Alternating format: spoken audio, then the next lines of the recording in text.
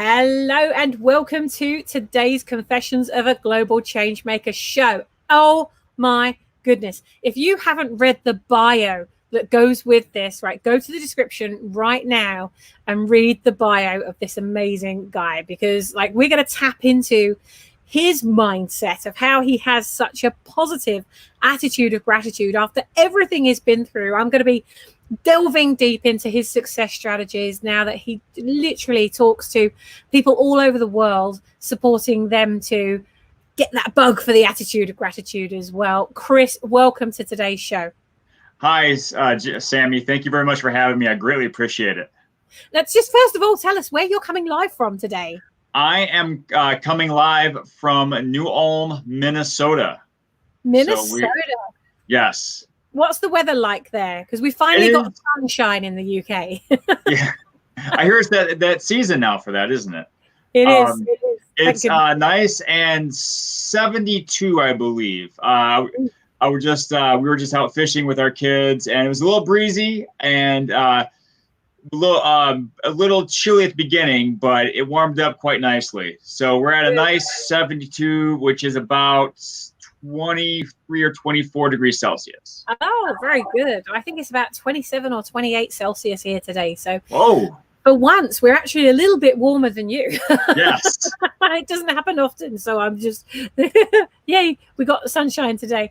Now, Chris, I want to really dig into your story here, because, you know, what most people would go through, I'm sure, as a result of all the things, if they had the same thing happen to them, I'm sure what they would go through is like a massive, why me? They'd be asking questions about, why does this always happen to me? Victim personality. It's very easy to get into that kind of element of your personality, isn't it? When something bad happens to you, or something that you didn't physically do, like you didn't ask for it to happen. What happened to you?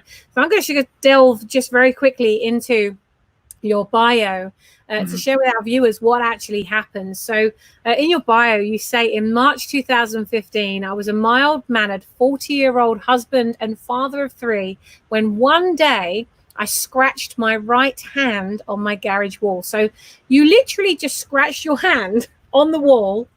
You don't think anything of it, but a few days later, your right arm swells to 3 times its normal size, and you're rushed into hospital, where you end up in a coma.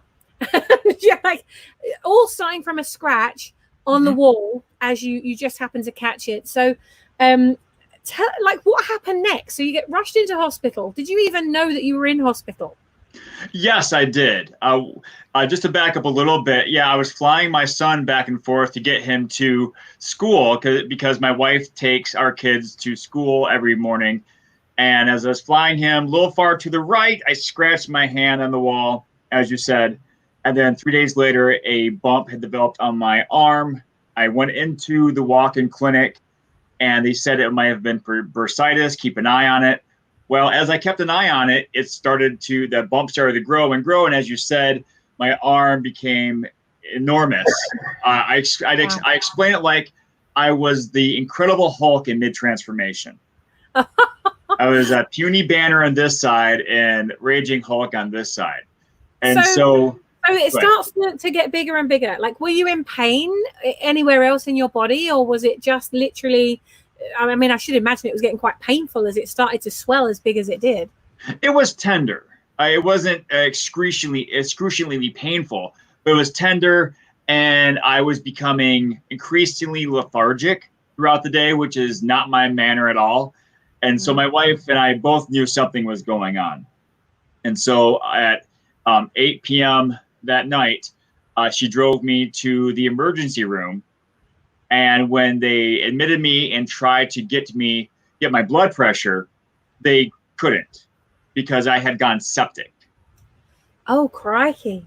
Mm-hmm. So just this little cut from just touching the wall turns into sepsis, and your body just goes into pure healing mode, I'm guessing. Yes. Yeah. Healing to a fault is what sepsis is. Exactly. And so the next morning, that attending doctor came in and said, "Mr. Gordon, we can do nothing else for you. This is beyond us. Where do you want to go?" And like, so what goes through your mind at that point? Was your wife with you? she was not with me at the time. This was at around 6 o'clock in the morning. So was there a point when you're getting this news where you actually thought, this is it? You know, I never really went to that line of thinking. I was just of the mindset of, let's get this done. Let's figure it out. Yeah. You know, what do we have to do to solve this issue? And so I told them to send me to the Mayo Clinic in Rochester, Minnesota. And you already, I mean, we've had Saudi Arabian princes and kings here for their health care. And secondly, my in-laws live in Rochester, and at the time, my father-in-law, who is a retired pastor, was a chaplain at the clinic. And so I knew that I would be visited often, and I knew my wife and kids would have some place to stay for the mere days that I would be there. Surely it'd only take a few days to figure this out. Well, it took a bit longer than that. How did you end up in a coma? Well, they flew me from New Ulm to Rochester, which took about 20 minutes. It's about 160 kilometers or 100 miles away. And as soon as I reached the hospital, they put me on pain medication, and they were prepping me for surgery. And so the surgeon was going through all the procedures and preparing me for what was going to happen. He was expecting me to be very sad, very scared, maybe a little teary. You ever see the movie True Lies, Sammy? Yes. Okay, you remember the part where Arnold Schwarzenegger's sitting in the chair, he's drugged, and his head's lolling back and forth, and he lazily explains how he's going to kill the guy? That's how I felt, except for I didn't kill the surgeon. I was just back and my head's lolling back and forth. I'm all of a let's go, let's do this mindset, which threw the surgeon off just a little bit. He wasn't ready for my attitude. So even going through that process, you've still got this attitude of gratitude. Where did this attitude come from? Is it something that you had to learn? Is it something you grew up with? Has it come from your parents? Like, where does this attitude come from? Yeah, I credit my parents with giving me this attitude of gratitude because I was always brought up to be thankful for everything I had. I had, say thank you and say please, and just be happy. Try to find the positive outlook in everything. Look for the silver lining. Yeah. And I have to say that this all comes back. It really hit me when I was when I was in high school, and at Christmas time, I was really wanting a Super Nintendo Entertainment System. And I mean, I was a huge geek. I am still a huge geek, as you can tell. But and my Darth Vader button-down shirt. But anyway, so I really wanted that Super Nintendo. Well, my parents handed me my big gift, and that's the thing we do in our house is you save the big gift for last. So he handed me this huge box, and I open it up, and it's a leather jacket. And to this day, I am still ashamed of my response. I'm like, oh, okay, cool. I'm not a leather jacket kind of guy, but this is nice. And I just feel so badly because then they had me another gift, and it's the Super Nintendo. And so, that moment, it's like really cemented in me that the fact that what. Even if they haven't given me the Super Nintendo, I still should have been appreciative of all I had because it's a really nice jacket. And so, from that point forward, I've always tried to look at the positive, in a positive frame of things. I always tried to see the bright side. And so I think I credit them a lot with the attitude I had going into the surgery. So there you are. I want to build the picture up here, right? So I'm going to do my very best to say these two words, which were the two words that I should imagine have really impacted on your life. So Chris says he had contracted necrotizing fasciitis. Fasciitis. So many times Yeah, before I came on here. Just say it. Give it to us one more time. Yeah. Necrotizing fasciitis. Necrotizing fasciitis. Oh my! Yes. Have any of you heard of that? I've never heard of it before. So what is that? Is that like the sepsis of the blood? Is that the official word for it? No, sepsis is something different. Necrotizing fasciitis is literally the death of the skin, the death of the soft tissue. Oh shit! Yeah, necrotizing means killing or dead, and the fasciitis refers to the tissue, the skin, all that area there, and so that's what had happened. In our family, we had strep, and a strand of strep is called Streptococcus pyogenes. That is what was the cause of the necrotizing fasciitis.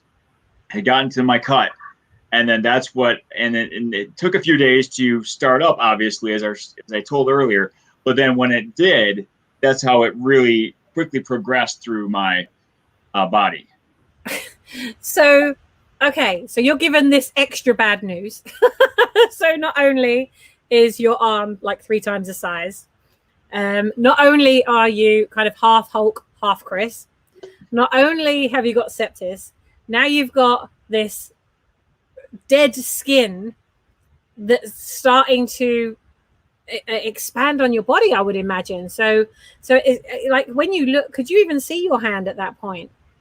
Yes, but it was, like I said, it was just elephantized. It was huge, and so if you look at my left arm here, I have some pretty good muscle tone and everything. Yeah. It was just like someone had took a balloon. Like, if you ever played the old game Dig Dug, you know how the guy pumps up the bicycle pump to blow up the monsters? I felt like one of the monsters being blown up. It was just it was just gargantuan. That's mad. Michelle, I'm saying hello to Michelle. Michelle, hello. Hey, Michelle. Those of you that are all joining in, we're going live via 5 channels right now, so I might not be able to see you all, but I will say hello. If you come and say hello, I will definitely make sure that I say hello back. Hi. Chris, now you've gone through this whole thing, right? And it gets better, and let's like zip into the future. Mm. So you then decide that what you've been through is something that has been a gift to you, not a curse. It's something that you want to then go out and support others in the world and take this message of gratitude and this attitude out to the world in a bigger way. What was your vision for that? Where and why would you think of going out and then supporting others in the world after going through that experience? Well, Sammy, ever since I had been discharged from the hospital, I had been thinking about ways to do that. And while I was pondering those options, I was also working on bettering myself and returning myself to the state I was before I went to the hospital. And I'm a runner. And so my thought was, I want to not only get back to where I was in my running, but I want to set some lifetime personal records. And so after I had done a number of those, and my son and I had started Taekwondo together, I felt that, I'm in a position now that not only am I a survivor, but I'm also a thriver and an achiever of greatness on my own terms. Yeah. And so, once I attain those levels, I figured, I have to start talking to people. And I had tried a couple different things that really didn't fit me as well. But then I started thinking, I'm a natural talker. I'm a teacher. Why do I use my voice? And so at the beginning of this year, I decided I'm going to start speaking professionally about my experience, about what I can teach people, in regards to my story and how the attitude of gratitude helped me with attaining greatness in my own life on my own terms, and how they can do the same with it. Fabulous. So, were you in business for yourself before this accident, or is this something that you've started after? Or not the accident, that this process that you ended up going through is quite a life transforming process, isn't it? Yes, and no, I was just a teacher. I actually am a traditional online teacher. I know everyone around the world has been or had been teaching remotely, but I've been teaching online for the last 8 years. Okay, so this was nothing new for you. This was easy for you to just keep going. The hardest thing was trying to teach with 4 other people in the house. Because I'm used to walking around with my laptop. Yeah, teaching at the kitchen table, teaching on the kitchen counter, maybe going downstairs. And I've led a few groups while I was on my bike on the indoor trainer, and I'm, just pedaling along and talking to students. I couldn't do that anymore. So that was my big struggle, and I know people have had a lot worse. So I'm not trying to make it sound like I really suffered, because I really didn't. So, I mean, let's dig into a little bit into the business side of what you're doing then. So, so talk us through, I mean, this is the confession show after all, right? So what confession do you have that of something that you've been through as you've been building your business that, I mean, we all need to learn our lessons, right? There are lessons that we have to learn, but there are some that we don't. There are some that we can learn from somebody else who's been through it, that can show us the way and mentor us to get where it is we want to go. So what would your confession for today's show be? Before I started speaking, I tried I guess an MLM, one of those businesses where you try to get people to join you. And I have nothing but respect for, people who work in that line of business. It just wasn't for me. There was too much that I had to do that I didn't enjoy. And so if I were to confess anything, it's try to find what fits you best as soon as you can. And I had done some public speaking before I decided to go into it as wholeheartedly as I have.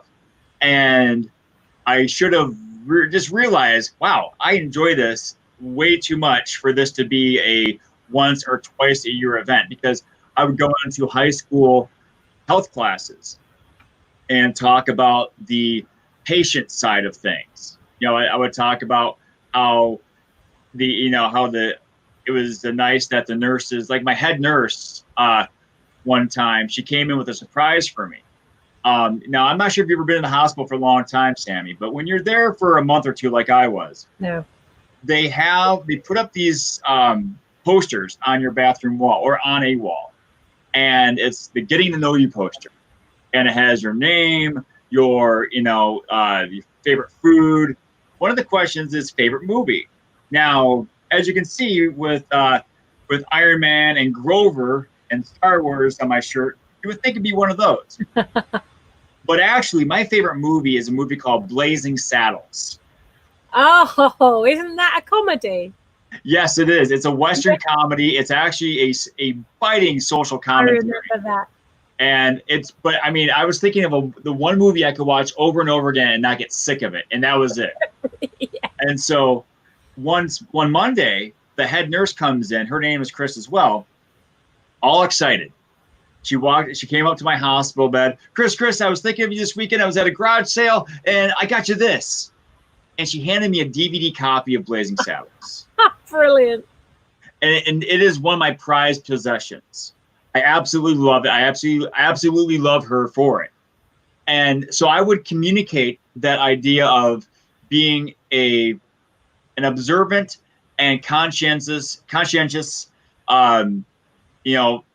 professional and person to those kids going into the health profession, because it's one thing to stand there and look at a chart and tell what's on the chart, but it works wonders to really get to know the patient and to know what makes them tick and to let them know that you care about them.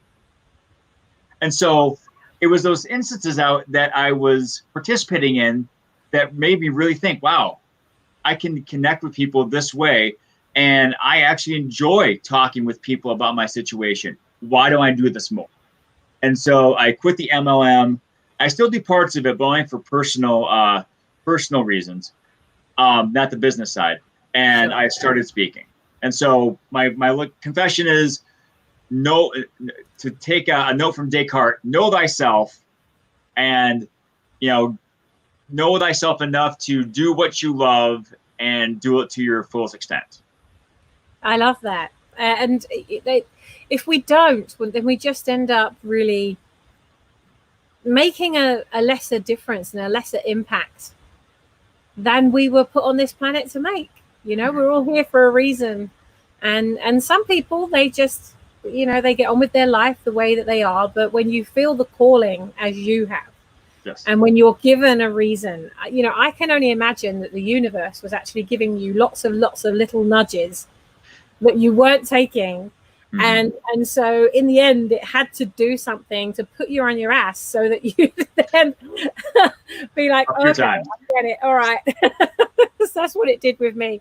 4 times I had a very near heart attack, and it just kept doing it to me until I took notice. And so, guys and girls, the lesson for you here is, if you are not following your heart, and if you're not following the calling, you're just going to keep getting that kick in the pants until you do. So if stuff isn't going the way you want it to, start listening up there instead of to everybody down here. Start listening to that inner part of you that maybe you've been ignoring for a while. So Chris, I'm going to get your website up on the screen. Tell us, because this is how you can get in touch with Chris. How can we support you, Chris? Obviously, I'm interviewing now. Are you looking for other people to interview you? Are you what's the next step for you? How can we help?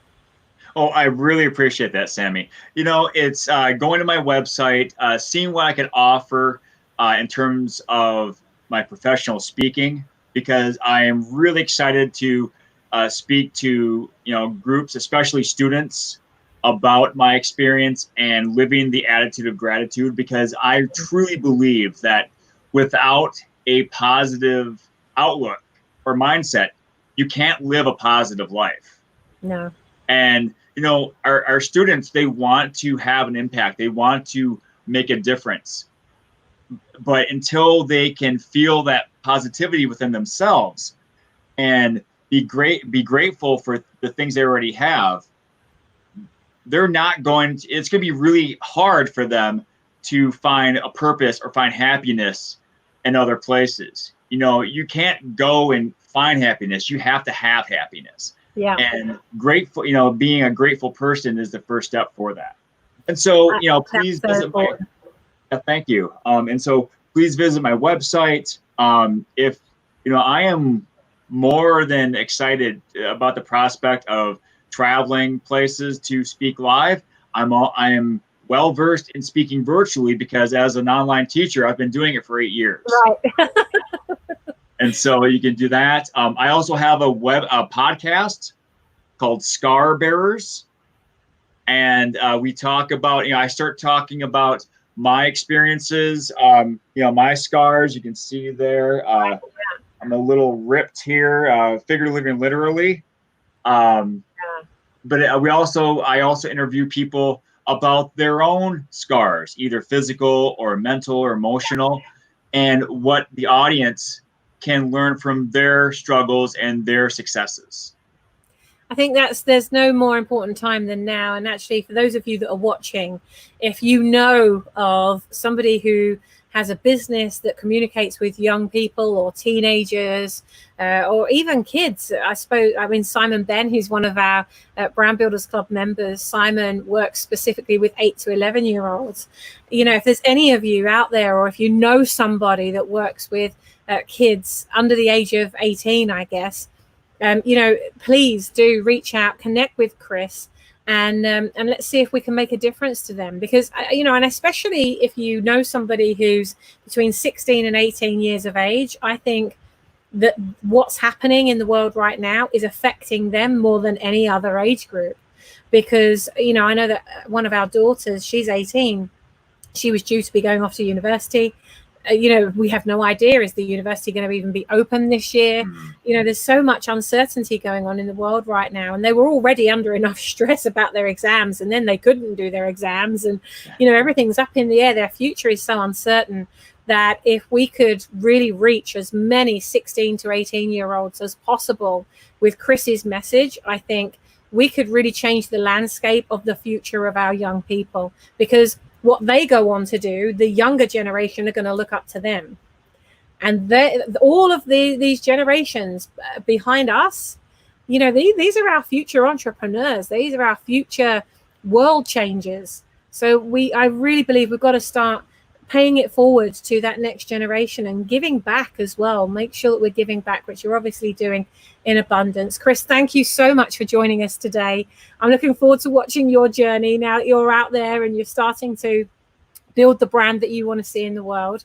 And thank you for taking the time to come and share what you love doing on this planet. It's been really exciting to get to know you. Well, thank you, Sammy. I greatly appreciate the opportunity to talk with you.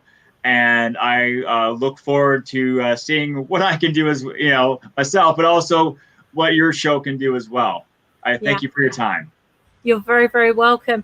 Guys and girls, come back tomorrow. We're live, same time, same place. For those of you that are joining us for the Brand Builders Club Light Incubator, which we're running in about 3 minutes, we're starting that. So come and join us on that. If you haven't got the details, drop me a message and I'll get them to you. And just come and mastermind for an hour of power with people all over the world who are just like you, that are building something that's really special, that they want to accelerate the impact. So if you want to accelerate your impact and you're available today, we do them every Tuesday. So next week it'll be in the morning, the week after it'll be in the evening again, because we like to support our members all over the world. So take care. If we don't see you at the incubator, we'll see you tomorrow, same time, same place. And I'll be introducing the next person in the hot seat. Chris, thank you so much. Take care. Mwah. Lots and lots you of too. love. I'll see you all tomorrow. Bye-bye. Bye.